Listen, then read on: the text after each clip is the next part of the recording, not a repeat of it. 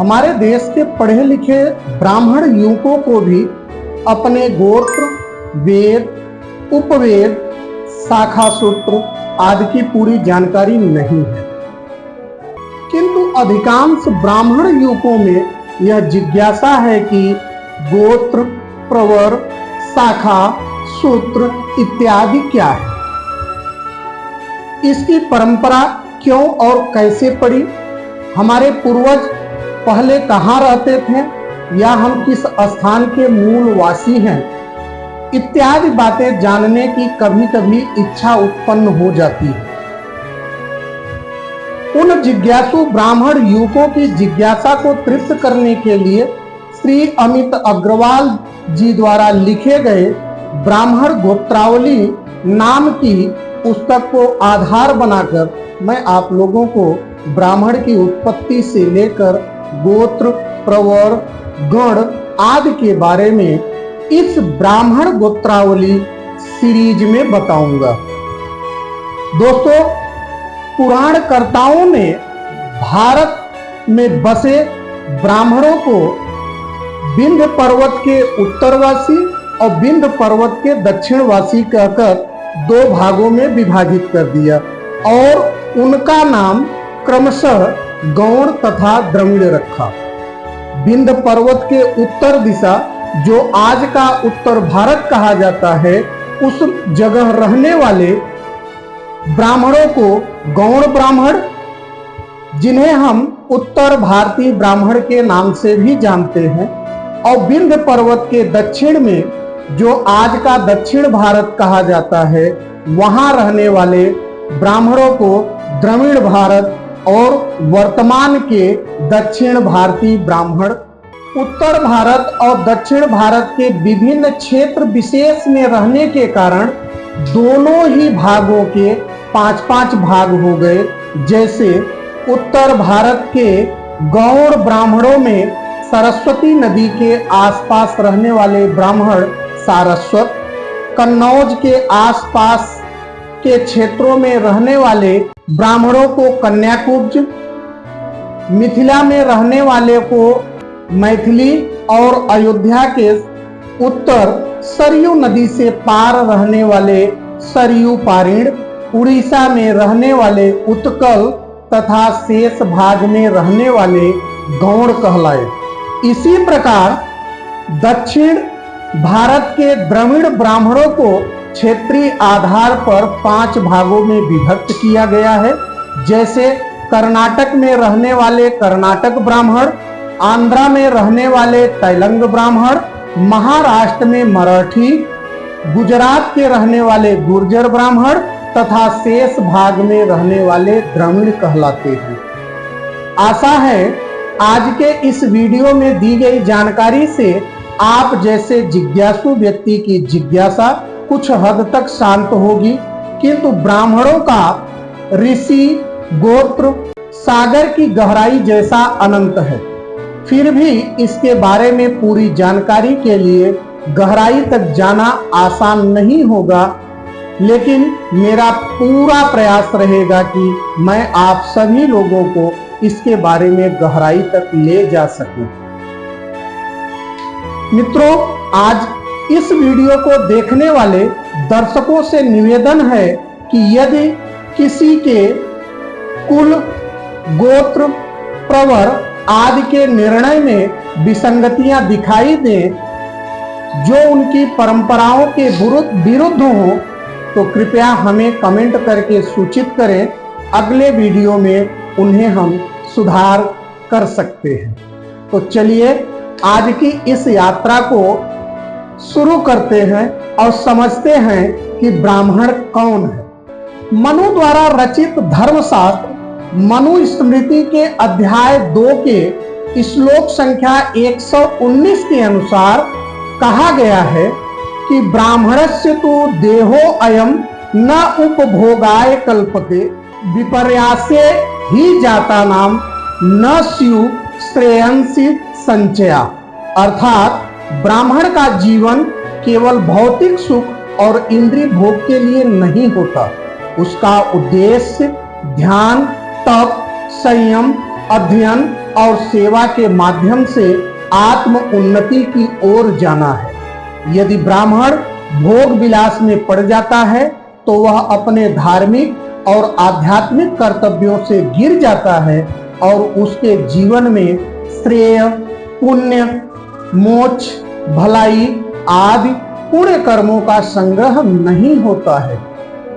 एक श्लोक महाभारत के वन पर्व के अध्याय 207 के श्लोक संख्या 87 में भी लिखा गया है कि यत देशः प्रसूतस्य सकाशादग्र जन्मनः स्वं स्वं चरित्रम शिक्षरेण पृथिव्याम सर्वमानवा। अर्थात इस भारत देश में उत्पन्न हुए श्रेष्ठ जन्म वाले व्यक्ति भगवान श्री कृष्ण से पृथ्वी के सभी मनुष्यों को अपना अपना चरित्र सीखना चाहिए।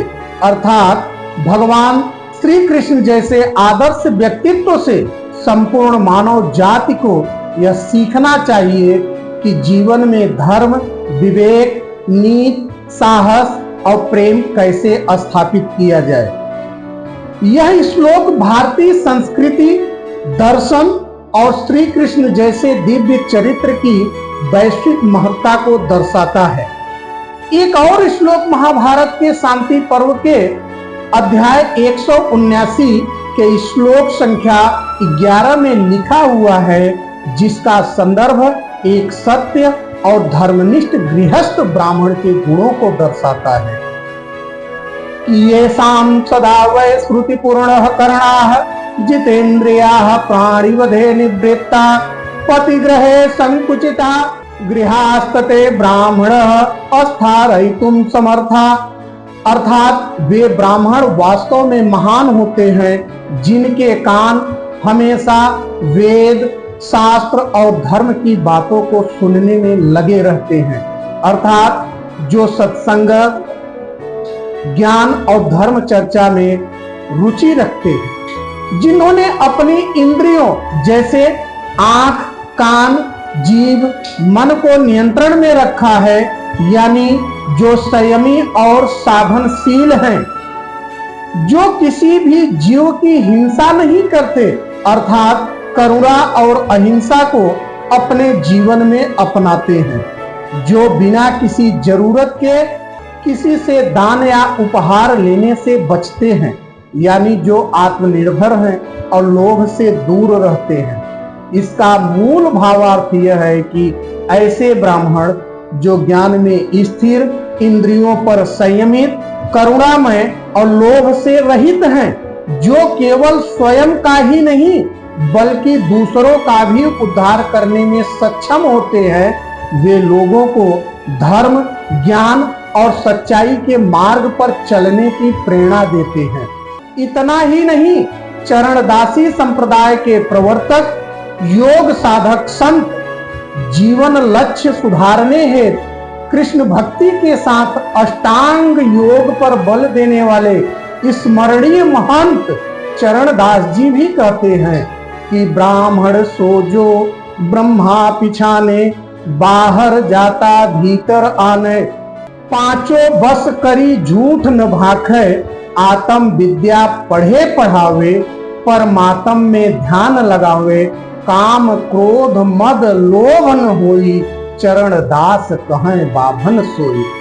सच्चा ब्राह्मण वही है जो ब्रह्मा यानी परमात्मा को जानता हो, जो बाहर की दुनिया में रहते हुए भी भीतर की अंतर आत्मा की ओर लौट आता है, यानी अंतर्मुखी होता है, जो अपनी पांचों इंद्रियों पर नियंत्रण रखता है, झूठ नहीं बोलता है, आत्मज्ञान पढ़ता है और दूसरों को भी पढ़ाता है। वह अपने मन को परमात्मा में लगाता है, उसके अंदर काम, वासना, क्रोध, अहंकार और लोभ जैसे विकार नहीं होते, वही लोग वास्तव में ब्राह्मण कहलाने योग्य हैं। इस बात का मूल भाव यह है कि सिर्फ ब्राह्मण कुल में जन्म लेने से ब्राह्मण नहीं होता। इस संसार का कोई भी व्यक्ति अपने गुण, ज्ञान, आत्मनियंत्रण, सत्य और ईश्वर भक्ति से ब्राह्मण कहला सकता है। भगवत पुराण के स्कंद 5 के 5वें अध्याय का श्लोक संख्या 2.11 में भी लिखा गया है कि ब्राह्मण साधव शांता निस्संगा भूत वत्सला एकांता भक्तास्मासु निर्वैर समदर्शिनः। अर्थात ब्राह्मण वे होते हैं जो सज्जन शांत स्वभाव वाले, आसक्ति रहित, सभी प्राणियों पर दया करने वाले होते हैं। वे एकनिष्ठ भक्ति में लगे रहते हैं, सभी के प्रति शत्रुता रहित होते हैं और सबको समभाव से देखते हैं। अगर इसका मूल भाव समझे तो सच्चा ब्राह्मण वह नहीं जो केवल जात से ब्राह्मण हो, बल्कि वह है जो ध्यान, भक्ति, करुणा, समभाव और वैराग जैसे दिव्य गुणों से युक्त हो। मित्रों, हमारे भारतीय संस्कृति के अलग अलग शास्त्रों में ब्राह्मण के 15 लक्षण भी बताए गए हैं, जो क्रमशः इस प्रकार हैं। जैसे पहला लक्षण कि मन में बुरे विचार, ईर्ष्या, घृणा, द्वेष या किसी के नुकसान की सोच नहीं लाना।